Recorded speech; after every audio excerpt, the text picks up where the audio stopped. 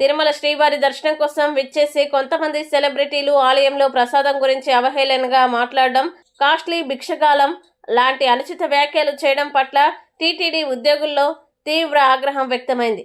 భక్తుల మనోభావాల్ని దెబ్బతీసే ఇటువంటి వ్యాఖ్యలు ఎట్టి పరిస్థితుల్లోనూ సహించబోము. భవిష్యత్తులో ఇటువంటి సంఘటనలు పునరావృతమైతే టీటీడీ ఉద్యోగులు కానీ ఉద్యోగ సంఘ నాయకులు కానీ చూస్తూ ఊరుకోరు.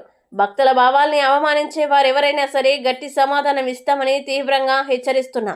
అలాగే సెలబ్రిటీలు చేసిన అనుచిత ప్రవర్తనపై టీటీడీ మేనేజ్మెంట్ తక్షణమే చర్యలు తీసుకొని భక్తుల మనోభావాల్ని దెబ్బతీసి భక్తి భావాలకు విఘాతం కలిగించిన అలాంటి వ్యక్తులను శాశ్వతంగా దర్శనానికి నిషేధించేలా బ్లాక్ చేయాలని కోరుతున్నా. సదా ఉద్యోగ సేవలో మీ చీర్ల కిరణ్, అధ్యక్షులు, టీటీడీ ఎంప్లాయీస్ వెల్ఫేర్ అసోసియేషన్. మీడియాలో ఒక వార్త హల్చల్ చేస్తున్నారు, అందరూ చూస్తున్నాం.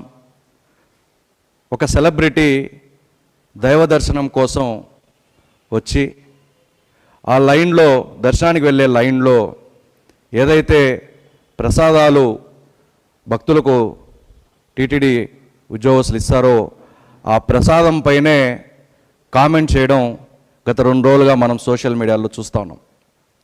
చాలా బాధాకరమైన విషయం ఇది. స్వామివారి అనుగ్రహంతో, స్వామివారి ఆశీస్సులతో ఎంతో ఎత్తుకు ఎదిగి, ఆర్థికంగా సామాజికంగా ఎదిగి కోట్లాది రూపాయలు సంపాదించి ఆ డబ్బు పిచ్చిలో, ఆ డబ్బు ఊబిలో పడిపోయి ఎవరైతే అనుగ్రహించారో, ఆశీస్సులు ఇచ్చారో ఆ స్వామినే మర్చిపోయి ఆయన పైనే, ఆయన ప్రసాదం పైనే వ్యంగ్యంగా వెటకారంగా మాట్లాడడం ఈ మధ్యకాలంలో కొంతమంది సెలబ్రిటీలకి పరిపాటైపోతూ ఉంది. టీటీడీ ఉద్యోగ సంఘ నాయకులుగా మేము దీన్ని తీవ్రంగా ఖండిస్తున్నాం. ప్రపంచంలోనే ఎక్కడా లేనటువంటి సౌకర్యాలు తిరుమల తిరుపతి దేవస్థానంలో ఉంది.